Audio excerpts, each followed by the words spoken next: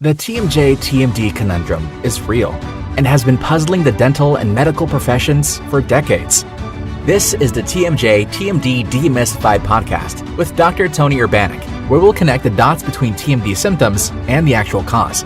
We'll tackle common TMD misconceptions and educate you, the practitioner, about a simple, tested, and proven TMD solution that has already provided relief to thousands of patients, while helping practitioners build an additional source of income free from insurance control. Welcome to this episode of the TMJ-TMD Demystified podcast.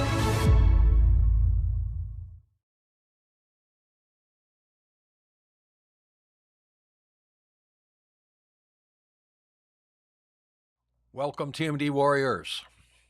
Glad to have you here. I'm Tony Urbanek, and this is TMD Demystified. Actually, this is TMD Demystified episode number 257. Amazing. It looks like I've been doing this for 5 years now. Today, we're going to talk about what's the difference between migraine headaches, and TMD.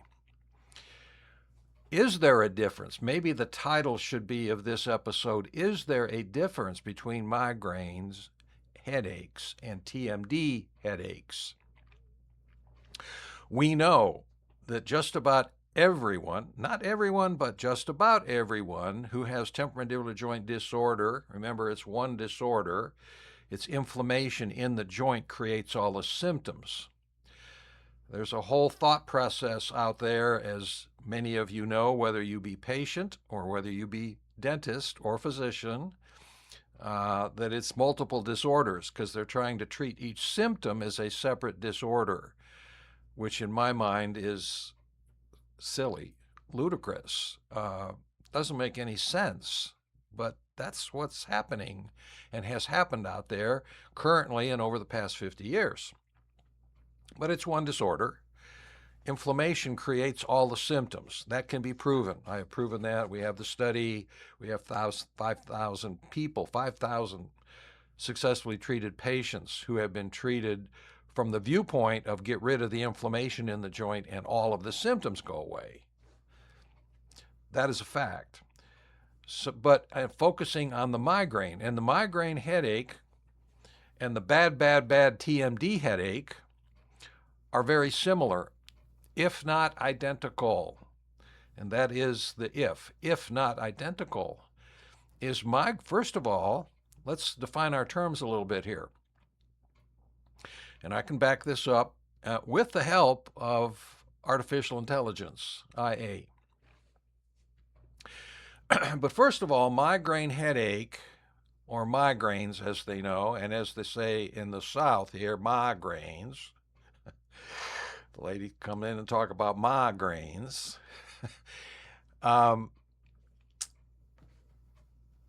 The physicians and the scientists who study migraine headaches admit they do not know what causes migraine headaches.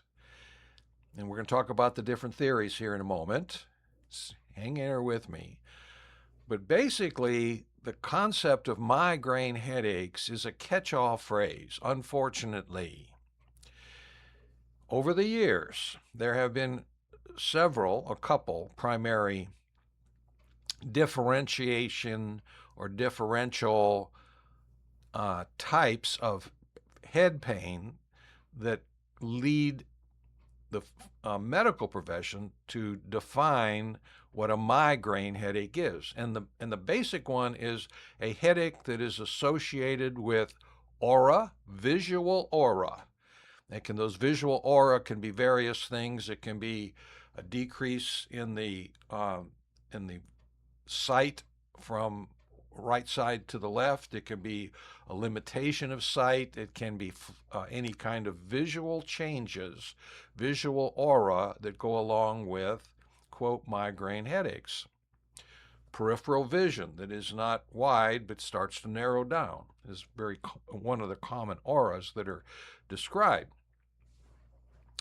And also, migraines by definition, originally were headaches, severe headaches, recurring pain that occurred on one side of the head rather than bilateral. But those are the two primary differential facets of what was generally considered and made it a migraine headache, as opposed to some other kind of bad recurring headaches that sometimes included nausea. Most of the patients is so bad that all they could do was sit in a room quietly in the dark and hope for it to go away. Those are just descriptive terms of either what they did about it or how it was perceived by them. But no one disputes that there are such things as bad recurring headaches. Now, again, migraine is a catch-all. Because of television and now internet, every bad headache is called a migraine, which are differentiated, in my experience, from patients. And they say, well, I have regular headaches and then I have migraine headaches. And I ask, well, what is the difference between your regular headaches and your migraines? And basically the patient says, well, my migraines, they last longer and they really hurt. This is a lot of pain. It's just debilitating pain. Okay, I understand debilitating pain from just regular pain. And by the way, I tell patients all the time, there's no such thing as a normal headache, because I have many patients come in and I say, do you have a history of headaches? And they say, no, I don't have any headaches. And then I say, you've never had a headache? Oh, well, I have normal headaches. And I go, please define what a normal headache is. There is no such thing as a normal headache. If your head hurts, there's a reason for it. It may be you bumped your head. It may be you're having a stroke. I mean, but if you have head pain, there's a reason for it. It can be, if you know the anatomy and physiology and cell biology enough to trace it down, there's a reason for everything that happens in the body. And fortunately or unfortunately, what happens in one part of the body is coordinated with many other areas of the body, which is a whole other area of discussion, and discussed that many times about how inflammation in the temporomandibular joint has a profound effect on your immune system and your nervous system in other parts of the body. And if you have chronic inflammation in one joint, or, for example, chronic inflammation in 28 inflamed teeth, there's a tremendous amount of work done on inflammation, periodontal inflammation having effects on the cardiovascular system and the liver and the immune system. So what is the difference between a migraine headache and a TMD headache? Well, let's define what the medical scientists consider as the theories of a migraine. So let me share my screen. This is directly off of AI. The most prominent theory, and I emphasize theory, is the neurovascular theory. That's the neurovascular theory proposes that migraine results from abnormal activation of the trigeminal vascular system. And for you patients out there, that word is too big for you. All that means is the trigeminal nerves that supply the face and the vascular system in that area, leading to neurogenic inflammation, vasodilation, and intracranial blood vessels, and sensitization of pain pathways within the brainstem and cortex. So again, for you dentists out there, you should understand what that means. And the brainstem is the central portion of where all of these, and I'm going to make this point, this is a very important point, it's a critical point. The brainstem turns out to be a central area where just about all of the theories about what is going on with a migraine headache originate. It is the brainstem where the nerves begin that are sensitized to bring in the sensory nerve from nerves from the distant areas of the face, and where the origination of the orders of what the muscular or motion portions of the muscles of the face are supposed to do. So the neurovascular is the dominant theory. The second theory is the cortical spreading depression theory. Cortical spreading depression theory proposes that migraines, particularly migraines with aura, originate from a slowly propagating wave of neuronal and glial depolarization that spreads across the cerebral cortex. It goes across the entire cerebral cortex, surface of the brain, and this has a domino effect, which is supposedly creating painful pathways. Again, back to the, I don't know if you can see my pointer or not, the trigeminal nociceptor pathways. The pathways, again, of the trigeminal nerve.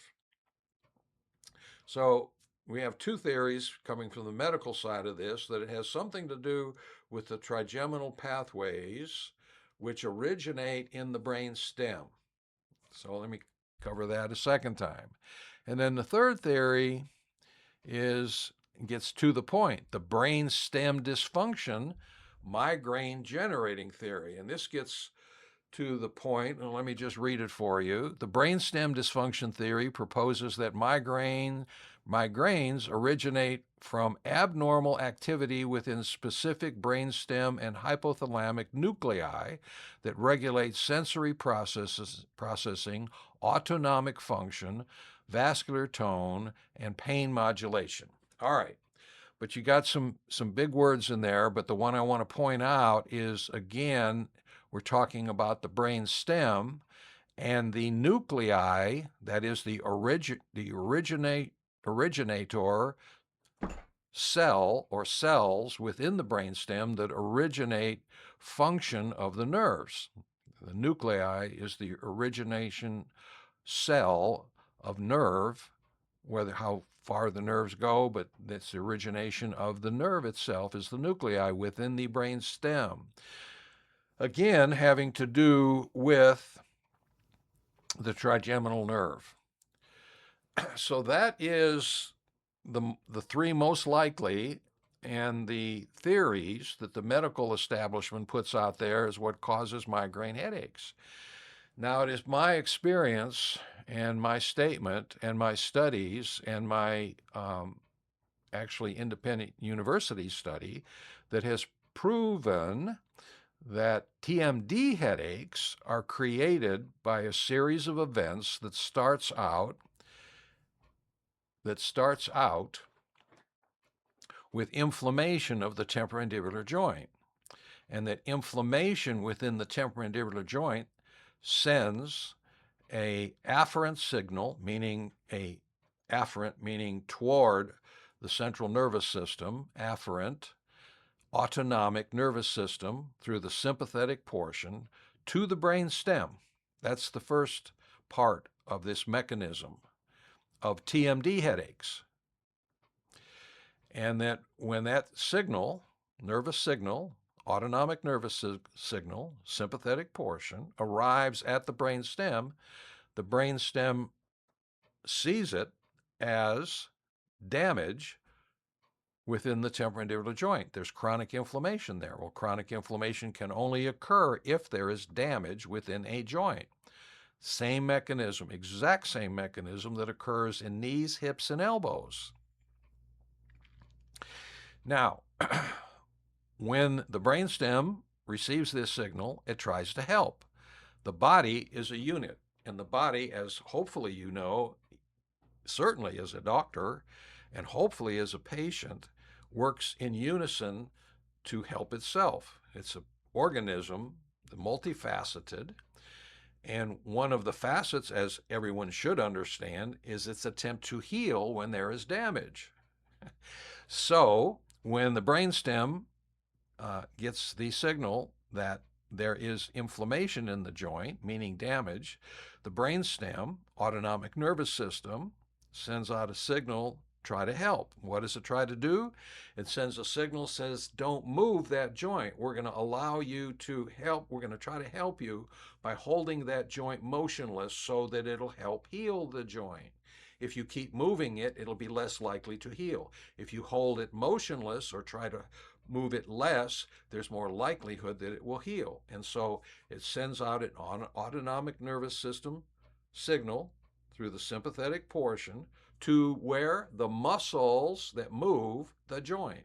Now, this same mechanism is the mechanism that the orthopedic surgeons have known for well over 50 years. The science goes back actually to 1906. The first published study discussing in any way, shape, or form this mechanism that I'm describing goes all the way back to 1906.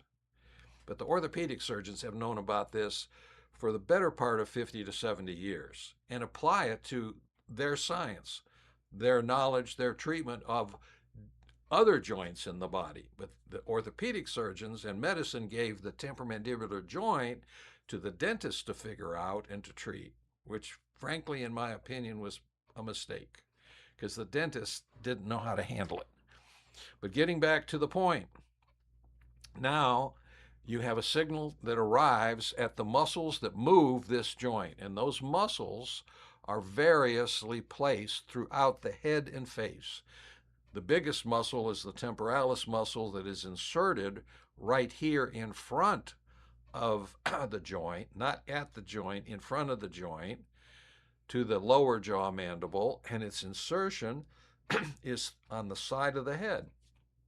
And using that as an example, as just a simple example, when this muscle gets a signal to get tight, the patients will come in and they'll say, Doc, it hurts right there. And they'll literally point to the insert. It's a fan-shaped muscle. The tip of the fan is here, the top of the fan is here, and the patients will literally go like that, and they'll go, it hurts just like that every morning, or whenever their pain is, in the afternoon. Get a drink of water here.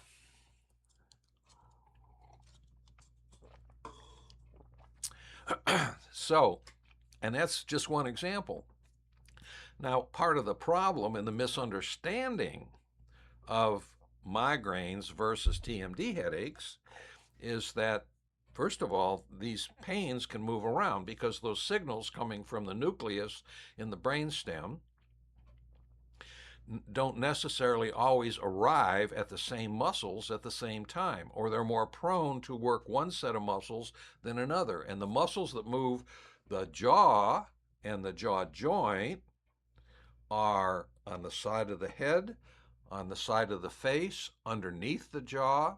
There's major muscles buried inside the face, and patients will complain of various kinds of pain in the face. Now, when this process goes on, the chronic inflammation in the joint does not go away. It isn't successful in healing that joint. You still have chronic inflammation for extra weeks, extra months, extra years. The brainstem keeps getting these signals. Hey, I got inflammation in this joint here in front of my ear. And the brainstem responds by saying, look it, I told you don't move the jaw. That was 3 years ago. Now what I want you to do is hold the whole head tight, tighten up everything. And the second most common symptom of TMD is neck pain. That's just the second most common symptom of TMD is neck pain. Headache number 1, neck pain number 2. And then when it goes on beyond that, the signals come back down. I told you, don't move the jaw, don't move the head. Now tighten up the entire upper back and shoulder girdle up here and up here, and patients will complain of upper back and shoulder pain, sometimes severe enough to send them to the emergency department thinking they have a heart attack because this big muscle in front of your shoulder here gets so tight. It feels like pain of having a heart attack. I have seen 3 patients who have given me that story. They go into the emergency room, they get the big workup, they spend 4 hours and thousands of dollars, and the response is, you're not having a heart attack. I don't know what's happening, but you're not having a heart attack. And it turns out to be inflammation from the temporomandibular joint. Isn't that interesting? Now, to continue on for just a little bit longer to finish my point about, is there a difference between migraine headaches and TMD? Some studies need to be done, but I have observed that some patients, and we see a lot of patients with TMD for non-surgical treatment of TMD, using a very simple device that unloads the temporomandibular joint and makes the inflammation go away. But a good number, and increasing because I ask the right questions, talk about their visual disturbances that also diminish and go away when the inflammation within the temporomandibular joint go away. Now, I am not prepared to say that a migraine headache is non-existent or that there is no such thing as a migraine headache. What I am saying is that the further I delve into seeing thousands of patients, and the study that was independently done at Middle Tennessee State University on the first 3,000 patients successfully treated, have shown me that visual disturbances can be resolved when you decrease inflammation in the joint, which would lead to the question if visual disturbances, visual aura, are the discriminating factor that discriminates migraine headaches from any other kind of headache. The second most common headache is a stress headache. And we know that stress causes bruxism. We don't know how that works. We don't know how that works in the brainstem, how that works in the brain, that anxiety, stress, and worry will create bruxism, but we know it does. Literally half the population clenches or grinds their teeth, many of them at night, many of them fracturing their teeth. And when you brux long enough, that damages the joint, which creates inflammation, which creates the symptoms. This is a really simple process when you understand what's going on. But the point of today's discussion is there really a difference between migraines? You can extend that into the question of, are there actually migraines? And the study needs to be done, and hopefully in the future, I or someone affiliated with our company or our practice, or maybe an independent, will like to do that study in finding how many patients who have been diagnosed and in current treatment for migraine headaches, almost all of them treated by drugs, and they have to take all the side effects with those drugs. And drugs do nothing but suppress. The drugs that treat migraine, quote, migraine headaches, do nothing but suppress the nervous system. That's what these drugs do.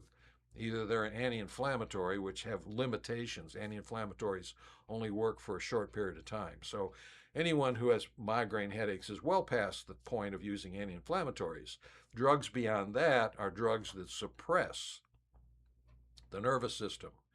And all these signals that are going back and forth saying, I'm inflamed, help me. And the brainstem says, I'll help you. Don't move the joint, tighten up. Well, those signals, the entire signals are being depressed. But what else is it depressing in the body? It's suppressing the entire nervous system. Do you want to do that? Or do you want to deal with all those side effects that go along with those medications? That's for a patient to decide. And it's for the doctors to decide whether they want to do that or not. But again, my point of this episode is to bring to the attention of my colleagues, whether they be medical colleagues, and I can call them colleagues because I am a medical doctor, and my colleagues in dentistry because I am a dental doctor, and even my colleagues in the field of research because I have research experience and degrees in research in cell biology and anatomy, and 2 years as a fellow with the NIH doing research on facial growth and development. So I know research and my academic fellows and colleagues. The question is is there a difference between migraine headaches and TMD headaches? And what percentage of, quote, migraine headaches that the physicians continue to call and the televisions continues to call migraines and the patients continue to call migraines, what percentage of those headaches are really originating in the temporomandibular joint? I am not prepared to say what percentage it is, but I know there is a percentage. Is it 20%? That is definitely reasonable. That is definitely reasonable to say as an option. 30%, 50%, 70%. Could it be 100%? Possible. There are many reasons for headaches. I mean, you can have stroke will create a headache, right? A brain tumor will create a headache. In fact, I, a while back, did a lecture in front of a room full, roughly about 35 family practitioners here in Nashville, Tennessee, all gathered together, and I gave them a lecture on temporomandibular joint disorder, and I asked the question, what percentage of you in the room, when you see somebody with a bad recurring headache, history of bad recurring headache, what's the first thing you do or order? And everyone agreed the first thing they do is they order an MRI for $3,000 or $4,000 looking for brain tumors. All the hands agreed. Oh, yeah, we order an MRI.